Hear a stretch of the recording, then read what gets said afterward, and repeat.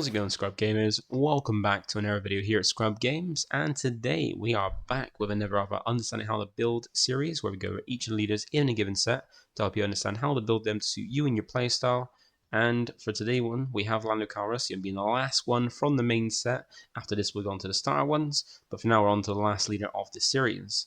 So remember, we do not offer a list in this video. So unfortunately, you will not find a list here, but we will offer help and advice to understand how to build them to suit you and your playstyle. And also don't forget to like, comment, subscribe. It keeps you updated with my videos as and when they drop. And by clicking the notification bell, you can also get alerts to when my videos do drop, so you can watch them there and then, or at a time that suits you best. Now you've got all that out of the way, let's go ahead and check out how to build Lando. So, like we always like to do, we like to understand how to build it by first looking at the leader. Because while some are very generic, some of them are very focused on a certain archetype or even a certain trait. So we want to have a look at that before we get into building, so we don't want to build the leader a certain way and then realize it doesn't really work that way. So Lando here is one that deploys as early as Sabine with the same stats as well. So he's got the same deployment as Sabine, which is the turn 4. No, yeah, 4 resources, which is turn 3, and also the same stats as well as a 2-5 stats. So same stats as that, one of the earliest in the game, and same kind of stats to go with it. And he's a rare leader as well, and he does have the trait just being underworld, so he does get some benefit of that. There are some benefits to having the underworld trait, but his whole gimmick is all about smuggling, so that is quite interesting. But it does come at a cost. So he's similar to Hondo in smuggling, but he's a little bit different because he's got more benefits to smuggling, not because where Hondo does have some good benefits, where when you smuggle something, you give something an experience. But Lando can smuggle things out and can almost smuggle anything out because of some of the support it has from the light side. So from Lando, he offers you the trait, or the traits Underworld, and also the aspects Cunning and Heroic, which is Cunning yellow and Heroic is white. So the yellow and white traits he offers you. He also comes down quite early. We know that traits, because remember, Epic Action is an action you take once per game, and it allows you to deploy him, so coming from the leader area to the ground arena to help join the fight.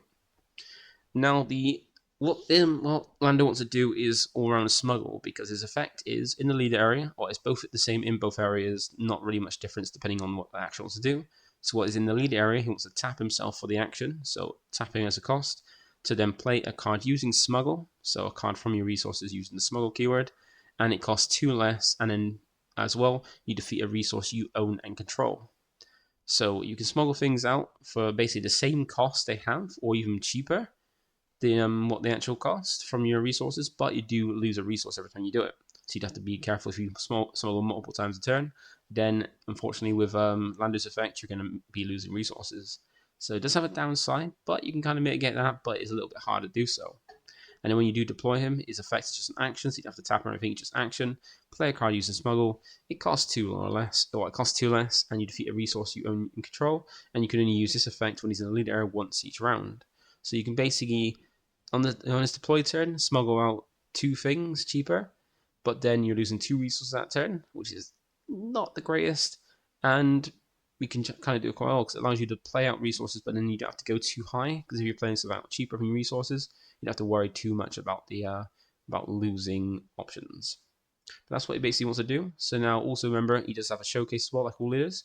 And the showcase, this one, remember, showcases are always subject to personal preference, because art is subjective. So if you like it, that's fair enough. You like it, cool.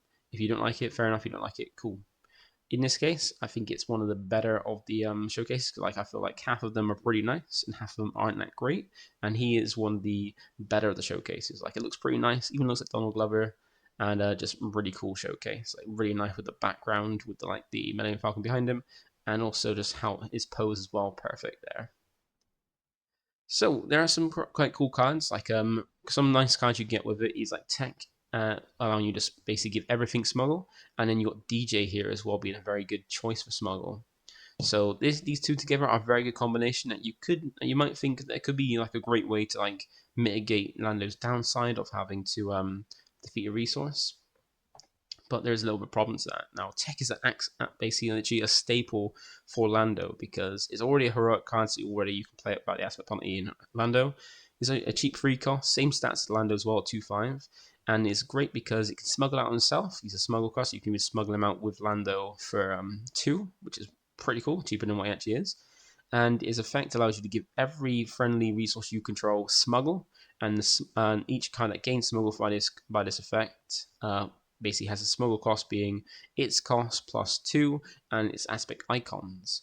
So essentially, his effect to give everything smuggle means you can play everything out for what it actually costs normally from the resources by using Lando's effect, because it basically makes its actual cost plus 2, and then same aspects in Lando reduces by 2, meaning you can basically smuggle out things from your resource for a normal cost if it's all from hand, just you'll lose a resource.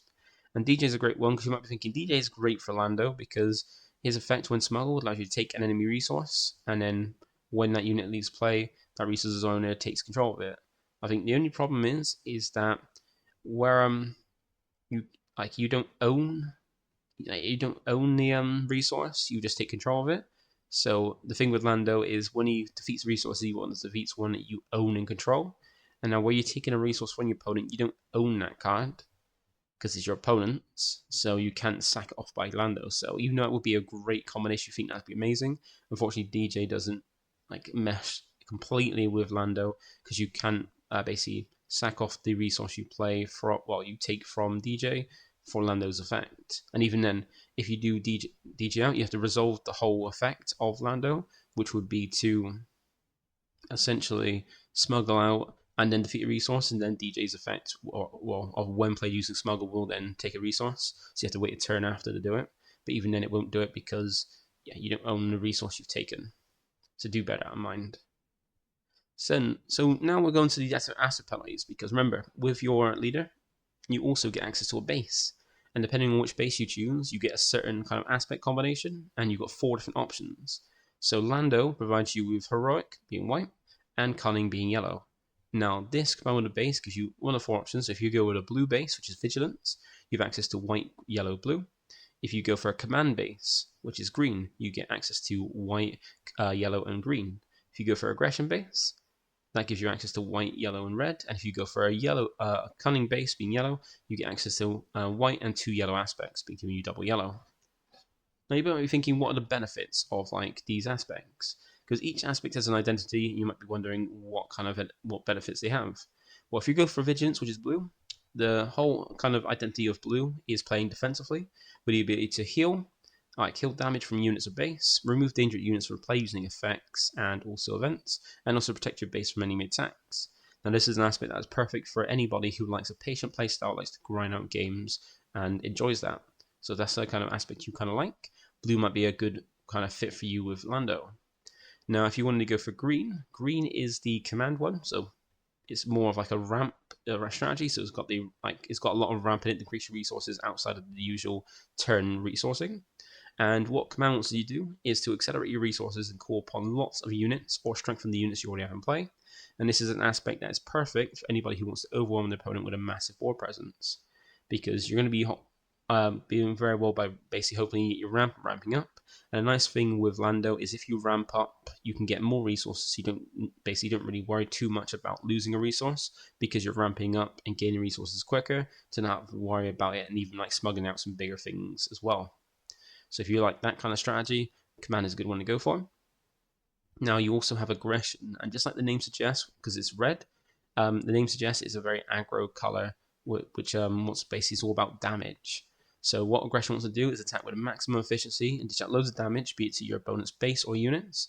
And this aspect is a great fit for anybody who likes a fast-paced and fiery playstyle that likes to break through your opponent's defenses and just hurl damage until you achieve victory. So if you like a very aggressive nature and throwing out damage willy-nilly, then aggression could be a good one for you. Now that leaves us with the double aspect, which gives us cunning. Now cunning's a nice one and one of my favorites, and cunning wants you to basically allows you to adapt to any situation on the fly with powerful immediate effects, and also have lots of tools for disrupting your opponent's game plan. Now this is an aspect that is perfect for anybody who likes to have the ability to respond to any threat quickly, and also have an answer to almost anything your opponent throws at you. So if you like a very controlling one with answer to almost everything, cunning is a perfect one for you and a nice way to go. And with Lando, you go for double cunning, giving you access to some nice cards. Now, before we go ahead and jump to the next part, being the ratios and understanding what card, how many of each card you want, there is also something called the aspect penalty. Now, what this is basically means that in this game you can play whatever you want, you can put whatever you want in your deck and play out any card, But when you do, there's something called the aspect penalty. So if you want to play a card, if the aspects on a card do not match on what's on your leader and base, for each one it doesn't match, you pay an extra 2 resources on top of the card's cost. So if you went with Lando and a blue base, you've had access to white, yellow, and blue. So if you want to play a card that's just white, just yellow, or just blue, or even white, blue, or white, yellow, you wouldn't have to worry about the aspect penalty. You just pay for the actual cost on the card and play it as normally because those aspects match what's on your leader and base. Now, say with that same combination, you want to play, say, a red card. Now, red would not match what's on your leader or base, so you have to pay an extra 2 on top for that card's cost because you don't have a red aspect. So if the card would cost 3, you'd have to pay an extra 2, and that would cost 5 in total to what it normally cost. Now, if you want to play two of the aspects that didn't match, so you had red and black, being like aggression and villainy. Now, both those aspects don't match, so that's 2. So that means you got to pay extra 4 on top of what the card's cost is to play it out. So if it costs, again, 3, you have to pay an extra 4 on top, meaning it costs 7 when it would normally cost 3, just because the aspects didn't match. Now, do remember, there are some cards that are pretty strong that sometimes they are worth having the aspect penalty. So do bear that in mind when playing a card or put the card in a deck. If the benefit of it outweighs the cost, then it could be good to play. So you can still play cards that do incur the aspect penalty, but it depends on what the card does for you and what kind of situation comes up for it. Now also do remember that aspects only provide one of their aspects. So once again, if you want to play a double aspect, so if you want to play double cunning, then you do have to bear in mind you need 2 of aspect, because even though Lando has the yellow aspect, it only provides 1 of that. So say if you were playing Lando with a blue base, and you want to play a double aspect. Now where Lando would provide 1 of the yellow aspects, because it doesn't provide the second one, if you wanted to play a double aspect card, so a double cunning card, you have to pay an extra 2 on top, because you only have 1 yellow aspect, you need it, and you don't have the second one. So you have to pay an extra 2 for that second yellow aspect you do not have. So do that, bear that in mind when doing double aspect cards as well. Now we get into the ratios, the fun part, because in each of this game you can play up to 3 copies of a given card, so you can play either 1, 2, or 3 copies of a card, and there are benefits to each. So, main thing is, for 3 copies of a card, these are usually cards you want to play as early as turn 1, so cards you want to see as early as possible, or cards you want to see multiple as early as possible. So a card you might have 3 copies of is 100% Tech, because Tech just meshes so well with Lando and what he wants to do. So you want to have 3 copies of it, because he's a very cheap card, 3 costs, plays early as turn 2, and also has good stats, and also gives everything smuggle, which meshes very well with Lando. So things like this you want to see as quickly and early as possible are things you want to have 3 copies. Now there are cards you want to have at 2 copies. Now these are cards like Rivals Fall, which are like more late game cards that you don't want to have too many early because they can clog your hand, and you want to see them late game when you can actually play them. Because if you do get this early or even multiple them early, you're either resourcing them, which means unless it has smuggle or you can give it smuggle, then you're not going to be playing it out and you have lost access to that card. But if you do see that card and you hold on to it, you're going to have less cards in your hand, less options, so you're going to have to kind of struggle with your options of what to resource and what to play when it comes to the earlier turns, because you're holding on to that card for later when you can actually play it. So having it 2 copies means you might see it less often in the early game and more in the later game when you actually are able to use it. And then 1 copies of a card are normally cards that are tech choices. So these are cards that aren't great in all scenarios, but in that 1 out of 10 times they could be useful. It comes up and then it's fantastic. So these are cards you might put in for one match, for a specific kind of matchup or a specific kind of situation where it could be useful in the first game to have it, but it's not going to come up often. So those are cards that when you do see it and you need it, it's great. But then when you don't need it, if you don't see it, you don't care. And if you do see it, you can always resource it because you don't need it. So hopefully that's helped you understand about the ratios, and also as well as that, helps you understand kind of when you want 1, 2, or 3 copies of a card. So that's out of the way, let's go ahead and check out what the different benefits are for each aspect. So we'll start off with the double aspect, because usually, well, for set 1 it was the aspect where you had a very tight card pool, because from set 1 you had only 1 set. So it meant if you want to have a card, like your card pool was very limited just because you had 1 set. But with double aspects even more, because say if you wanted to go for yellow and blue, you'd have access to all the yellow cards, all the blue cards, give you a decent sized card pool, but still a small one because there's only 1 set. But in set 1, if you want to go double aspect, you basically have access to yellow, but you lose access to a whole different aspect just to have access to 3 double aspect cards. And yellow was the kind of like one that had the most benefit, because all 3 of its double aspect cards were actually playable and very strong. So you had a better time playing double aspect for yellow than you did in the other ones, but still you have a very limited card pool compared to any other color combination. But now with a second set, we have double the amount of cards, double the amount of everything, so you have more options, and now more leaders can actually have a decent and better time going into double aspects. And you've also got more cards to go with it as well. So remember, with each color combination, you do have access to a base. And in the first set, we got one rare base and two normal, like vanilla bases. And in set two, we didn't get any more rare bases; we got more vanilla. So you've got access to two kind of bases. Now you've got the access to the 30 health base, which you have multiple of in different locations, but they basically give you 30 health but have no effect. And then you have the other option is the rare base, and then these have 25 health, so you got 5 less health than the normal health. But at a loss of that 5 health, you have access to a epic action, being just like the deploy on leader, being an action you can use once per game, and once they're used, you can't use it again, but you can use it whenever you want. Now yellow has kind of the worst out of them, where once again it's a great effect, but it's not one that affects leaders at all, and is kind of niche for the yellow one because it's on Jealousy, and the epic action is to give a non-leader unit -4 power phase. Now, it isn't amazing, but it could be useful in some situations because you can give something -4 power, so either it's easier to take out and does less damage back, or it's just a card that does less damage and you have to worry about it a little bit less when it comes to attacking. As well as that, you have these access to these double aspect cards. Then you might be seeing like not all of them double aspect. Now, technically, for the first set, every aspect got 3, so we got 3 double aspect cards for each one. But in set 2, only like why yellow had like the best ones for set 1, they only got 2 double aspect cards for set 2. Now, they technically that is true. They got 2. Yellow only got 2 double aspects, but they did get 3 double aspects, but in a different way. Because while you've got 2 cards that actually have double aspects on them, you also have DJ, whose smuggle cost is double aspect. So he kind of counts as like the third double aspect card, but more in smuggle than actually normal play. So for set 1, double aspect cards you had with Bodhi Brook being a very good turn 2 play, being a 3 cost 3/3, very good stats, and with a nice effect as well. Now you look at your opponent's hand and take out of it and put in discard any card that's a non-unit card. So I mean any event or upgrade you can rip out your opponent's hand, so it's perfect for things against like ramp. Hitting their like resupply and niching out of the hand was very, very nice. Or hitting their like things like Traitorous or any upgrade, very nice card.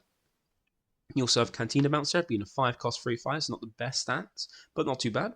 And he has one when played where you can return any non-leader back to his owner's hand. So that could be your unit or your opponent's unit, so a non-leader unit, back to back hand, so you can kind of reset your opponent back, because when you play a card, it comes in rested and otherwise stated. So having them play it out and then bounce it back to hand, so you have to pay it in, play it back out again. You have to pay the cost again and set them back a turn. Or even bounce back when you're in cards that have like when played effect, so you can play it back out and trigger it again. Or even if you've got a card that's close to being defeated, where it's got almost enough damage to defeat it, you can bounce it back to your hand, so that way you can play it back in fresh, and then your opponent's wasted time basically putting damage on it. And then you've got Cunning. So this is something that all aspects got, which was a 4-cost event named after the aspect itself. They give you 4 options, and you can choose any 2 and resolve them in any order.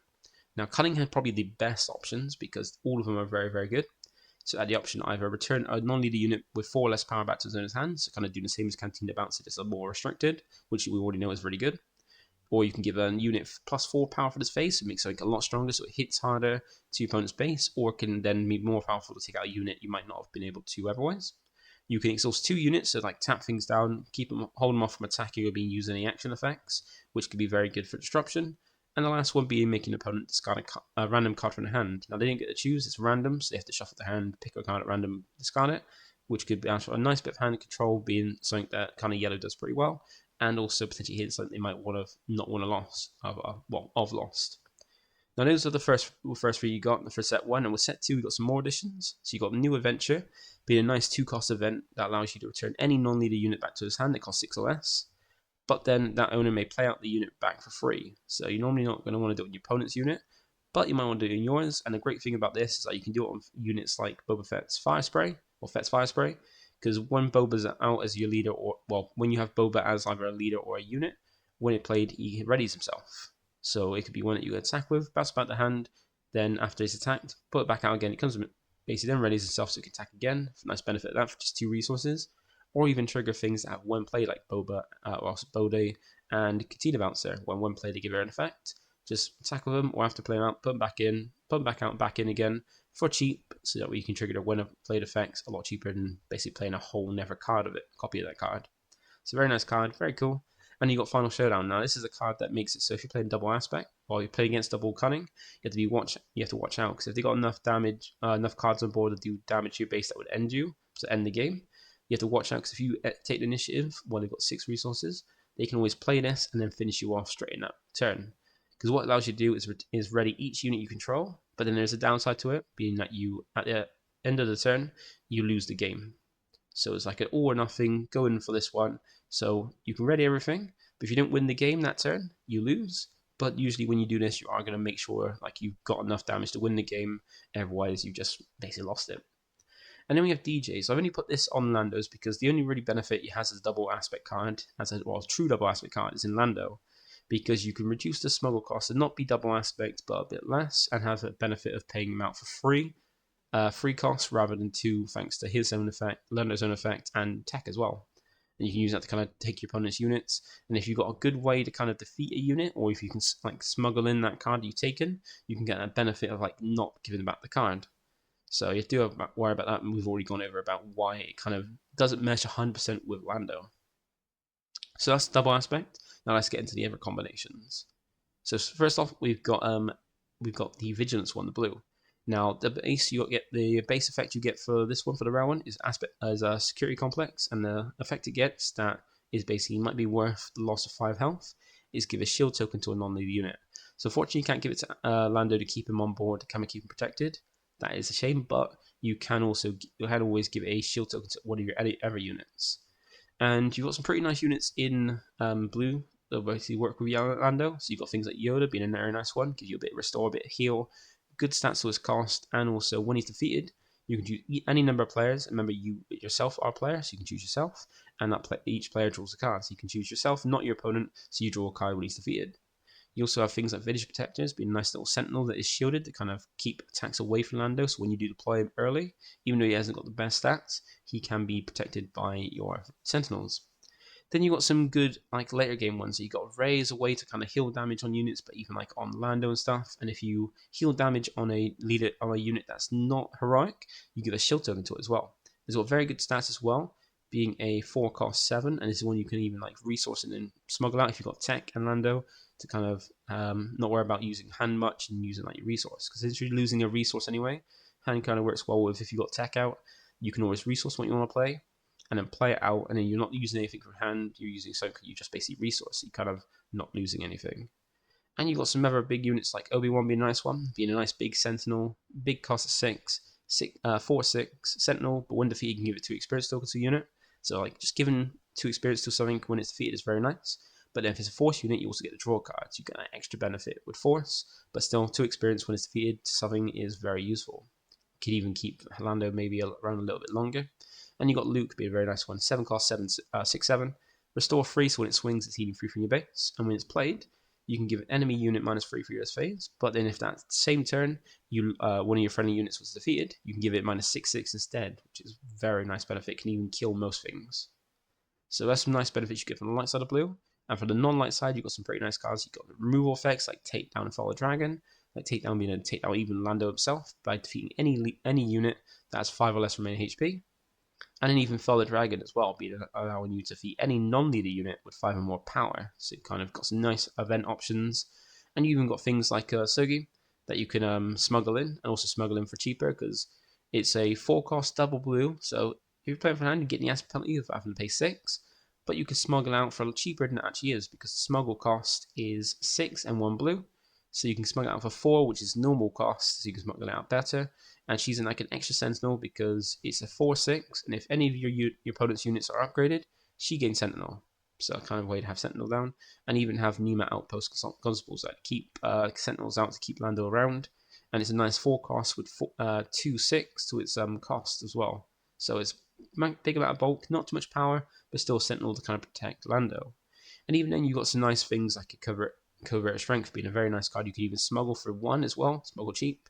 And it's a 1 cost event that allows you to heal 2 damage from a unit and give an experience token in it. So you can kind of put a sentinel out there.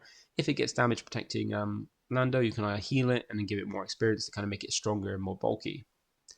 So that's what you can have for blue if you want to kind of have some nice protection with the rare base as well, and Sentinels. You can protect Lando to keep him out, so you have to keep tapping him, get some like chip damage with him himself. Now with green, this is what you have for the options, and pretty nice ones as well. And the good thing about this is your rare base is probably one of the most OP and overplayed bases, one of the most strongest, because its action is pretty nice. It allows you to play a 6 cost or less from your hand and give it an ambush for this phase. Now you do still pay the cost. You don't play it for free. You do pay the cost of it. So you're not playing out something for free with ambush, but you got to pay the cost. But you give it ambush, meaning that you can ready and attack opponent's unit the same turn as played, which can be very useful helping control the board. Not only that, you got some pretty nice units in the heroic side, especially if you want to ramp up. You got things like Echo Base Defender and Bright Hope being very good sentinels, very nice, very good stats. Like Echo Base Defender being a bit stronger than itself, but then Bright Hope being more bulky with a little bit of power, and be nice ones to kind of protect your base or other units in that arena to attack. And even Bright Hope allows you to, when played, return a friendly non-leader unit as on a ground unit back to its owner's hand if you do draw a card, to kind of mitigate the loss of like lower hand size, and even get something back that's almost close to being defeated, or even that you just want to play out again, which could be quite nice. Then you've even got some nice units, like even like some bigger units, like General Raiken being a very nice one that kind of give out Sentinel, and Home One being able to like bring back things to the board, even like bring back tech back for free if it gets removed, but also giving you some nice healing and some space presence. Because Raiken's a nice one with very good stats for its cost, but 6 cost 5/7, and when it's played or when it's attacked, you can choose any friendly unit, and if it has Sentinel, you give it some experience. But then if it doesn't have Sentinel, you give it that Sentinel for that phase. So you can basically give out Sentinel to make sure you've got a Sentinel every turn to make sure that you've got Lando protected. And very good stats on it as well. You can even give a Sentinel to itself. And if you do ambush this in using ELC, you can both choose itself twice or choose a unit twice. That way you give it Sentinel if it doesn't have it already, then give it experience. Or if it does have Sentinel, give it 2 experience, which could be very, very nice.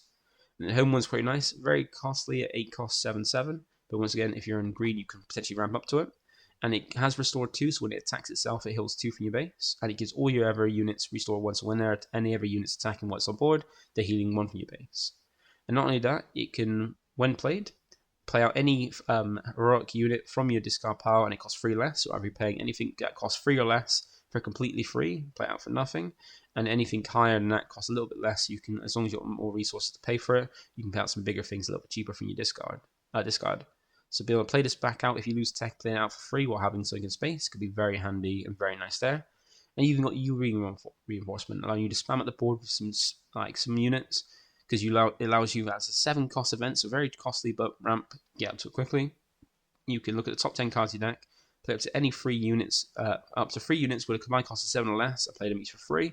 So you can either play 1 big 7 cost, a mix of 2, or a mix of 3, as long as the total cost is 7. You can play out, so you can either get a lot of things or 1 big thing, which is quite nice. And on the non-heroic side of it, it's a pretty nice unit. So you've got Patrol and V-Wing as a nice like turn 1 play. Play out, draw a card, basically give yourself a unit on board, and also draw for your deck to kind of find things you're looking for. Give you a little bit of something on board. You even got Weeky, I think it's Weeky Pirate Gang, I think that's how you say it.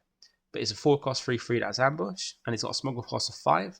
But with Lando, you can make it smuggle out for 3. Well, 3 costs, so you can make it smuggle out a little bit quicker, a little bit cheaper, and then comes out with ambush. And not only that, you also have some other units that also have ambush as well to help control the board and kind of manage the board a little bit easier, like Agent Canis being a nice one. 5 plus 4/4, come out ambush, and if a never unique unit is defeated, be it Lando or something else, you can draw a card and then use it once a turn. And you've even got Artican's Assault Cruiser, an 8 cost 7/8 that has ambush, and when it attacks and defeats a non-leader unit, you can put the defeated unit into place of resource under your control. So since you can basically give yourself more resources that way. If you do defeat the unit, you're kind of taking your opponent's stuff and keeping your resources plentiful, which is quite nice. And then you even got resupply being a way to kind of ramp up your resources, to kind of have more resources, to kind of more options, play out more things, and also have then more resources to kind of sack off for Lando's effect when you use it to smuggle things out. So that is for a command. So if you're interested in that kind of way to play, those are good options for it and a good way to play. And then we've got the last one being aggression. So aggression is quite nice. It's all about damage, And even that's incorporated in its base, because the epic action on the rare base is to deal 3 damage to a damaged non-leader unit. So once again, it doesn't interact with leaders, but it doesn't just basically give out damage willy-nilly. It only does it to a damaged leader. So the nice thing about that is if you're trying to take out a unit but fall just short, then you can always just finish it off attacking time, which is a nice little benefit. Now you got some nice cards. You got some pretty nice cards in the heroic side of aggression, and you got some nice ones to kind of go ahead and smuggle out. You got Cassian here, who smuggles for a 5, and when he does smuggle, you bring in ready. So it's a nice one with Lando. You can play it out for its normal cost and have ready, so you can attack straight away. And he's got pretty solid stats at 3/5. And you got Night Owl, which normally costs 3, but it smuggles for 4. You can technically smuggle it out for 2, which can be very beneficial to smuggle out a pretty solid statted unit for a little bit cheaper thanks to Lando as well. And not only that, you've got some benefits to having heroic in like things like Red 3, being a very good space unit that has raid 1, and gives all your friendly heroic units raid 1 as well, making them a little bit stronger when they attack. And things like K2SO add a nice bit of like a very nice unit to your board. Very good stats, 4 cost, 4/4, overwhelm as well, so it does excess damage if it defeats something, and the excess damage goes to your opponent's base. And it's got very good options because it either does 3 damage to your opponent's base to kind of do more damage and be more aggressive, or allow you make your opponent discard a card, giving more hand control option. Speaking of hand control, you also have, since Lando is like defeating his own resources when you smuggle things out, it gives a good reason to use things like Crippling Authority. Being a 2-cost event, that allows you, that basically draws you a card, but then each opponent who has more resources than you discards a card from your hand. So you're basically gaining a card back, basically playing this out, getting a card back, and then making your opponent discard a card if they've got more resources than you. So a very good way to go hand control and a perfect fit for Lando and his effect. Not only that, but you also have some other cards in the non-heroic side of red, and you even got very nice ones like Hotshot Blaster being a perfect upgrade for Lando, because when you can smuggle him, and even you can smuggle it using Lando's effect, and actually make more use of it, because you don't have to play red to play Hotshot Blaster, because you can smuggle it in with no matter what aspect combination you're using, because its smuggle cost is free and needs a cunning. And since Lando is always cunning, you could always run this in a Lando deck, no matter what aspect you're playing for your base, and then still use the benefit of this. And even then you can make it cheaper, because normally it's a 1-cost upgrade that gives a 2+ power to a unit, but then you have to wait an action to be attacked with it. But you can do all that in one action using smuggle, because it smuggles for a 3 cost and cunning, and then when you play it using smuggle, you can attack with that attached unit. So Lando can allow you to basically play this out for 1 to then smuggle in for 1, put onto a unit and attack straight with it to kind of get that benefit of this great card, but a little bit cheaper thanks to its effect. And also you got some pretty nice units as well. You got things like Reckless Gunslinger being a one you can smuggle in for what is 1 cost as well, and when played as 1 damage to a base, it kind of like help for more chip damage on bases, and also one you can smuggle out a little bit cheaper thanks to Lando. And you even got like powerful units like Clan Challengers being a 5 cost, 3/6, but when it's got raid 3, so when it attacks it swings for 6, which is really nice, so it gains extra 3 power. And if you do upgrade it, it gets overwhelm as well, so it does piercing damage. So whenever that perfectly fits with a Hotshot Blaster.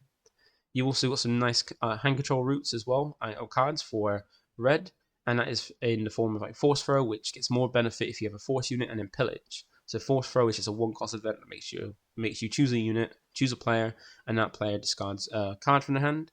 But then if you control a Force unit, you can deal damage to a unit equal to the cost of the discarded card. So if you've got a Force unit, which you don't have many in yellow and not many in the light side of or normal side of red, and more on the dark side of it, but it's basically just a 1-cost event that allows you to discard a card from your opponent's hand. And you got Pillage, which is a 4-cost event, but makes you choose a player and then discard 2 cards from the hand. So a bit more hand control for there. So very nice hand control if you want to go for red yellow. Offers a very nice hand control route and very nice smuggling cards as well. So that is the red cards, and also you do have some cards that are in normal heroic and non-aspect, and these are the ones I feel like get the best benefit. There aren't many, because once again Lando is not a rebel, so he doesn't get most of the benefit of the set 1 heroic cards, which are more rebel focused, and in set 2 they're more like diverse in what they want to do. But the nice one you got is definitely Tech, definitely one you'll always be playing, because it gives all your resources smuggle, so then Lando can smuggle in anything from your resources very nicely. Yeah, Protective Foam could be a nice little Sentinel if you upgrade it, well, nice unit. Then if you upgrade it, it becomes Sentinel. And you even got Smuggler's Aid being a nice card you can smuggle in that kind of helps you heal your base, which would be very useful maybe. Now I'm thinking, what options does Lando offer in his own aspects? Because he's cunning, he's heroic, so what do you get in the cunning heroic and just normal cunning ones? what we're going to go over that now because it makes sense to go over that. So for the heroic side of Cunning, you got some very nice ones. You got a Mega. A Mega is a very nice one because it's a turn 1 play, whereas the tech's a turn 2 play, and it's one that can help you find tech because tech's so vital for Lando. Having a way to kind of find it and kind of search for it if you don't have it in your open hand is kind of vital. And having Omega means you've got more options. And not only does she find Omega, but she find not only does she find tech, she also finds other clones, even herself, because she's a 2-cost 2/2 that even allows you to play clones out of aspect because you can ignore the aspect penalty of a clone you play the first round if she's out on the board. And when she is played, you look at the top 5 cards of your deck and fight for a clone, and you reveal it, draw it, and put the rest at the bottom of your deck in random order. So a nice thing for Omega, she's like a kind of searcher built in for Lando to kind of find tech to make sure you kind of get, if you don't open with it or mulligan for it and find it, if you've got Omega, you can use it as a way to kind of have more ways to kind of find it, get that tech. So tech is so vital, you need to find that. You also got some pretty nice units that you can smuggle in as also for cheaper or even for better cost in Lando, because Lando has that whole thing of smuggling for 2 less. So you've got Principal Outlaw, which I think smuggle is 6, so you can smuggle it out for the same cost. But it's a nice one where you can, it's a 4-cost 4/4, and when it attacks, you can source a ground unit. So you can kind of exhaust things while pushing damage, which is quite nice. You've got Zori Bliss, which is a 5-cost 4/7, so pretty good stats. And when she attacks, you draw a card, and at the end of the reroute phase, at the end of the turn, you discard a card from your hand. And she has a smuggle cost, I think, of 6. And for her stats, you can say you smuggle her out for 4 if you wanted to, which is quite nice with Lando. And you've got Millennium Falcon here, which is a 6-cost, and even smuggles in for a 6-cost with the same stats, or same aspects, is a 6-cost 5/5. And if you play it from your hand, it gains ambush, but you can smuggle it in cheaper using Lando as a smuggle in 4. So you can either smuggle it out for cheaper but don't get ambush, or you play it from your hand and give it ambush. And then you even have more hand control stuff, even in just his own aspects as well with Spark Rebellion. Be another good turn 1 play that allows you to look at your opponent's hand and discard a card from it. So you can kind of look at your opponent's hand and see if there's anything you don't like, rip a card from it, and basis of your choice. And then in the non-heroic side of it, you also got the Cunning Cards. So you got some pretty nice ones, not amazing ones to kind of go Lando, but I put some good options up on screen.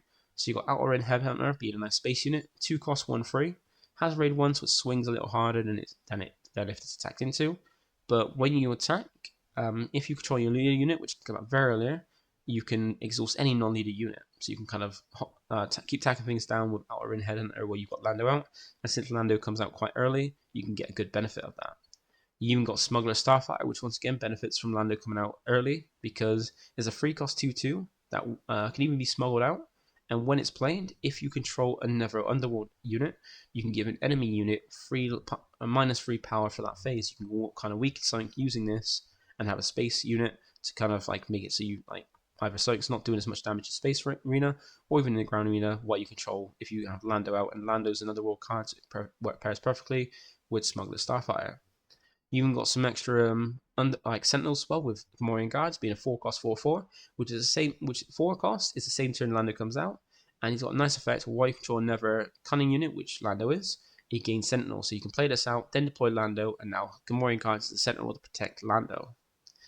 Not only that, you have some very good cards in upgrades and events, because you've got Jetpack being a very nice upgrade. Once again, another card you can smuggle, and smuggle for basically the same cost that you normally would, because the smuggle cost is 4, so you can always smuggle it for 2 less using Anon's effect to kind of smuggle it out for the same cost you normally from hand. And it's got a nice effect because it gives an extra 2 power to a unit, and then also when played gives it a shield token to the attached unit, and at the start of the regroup phase you defeat that token.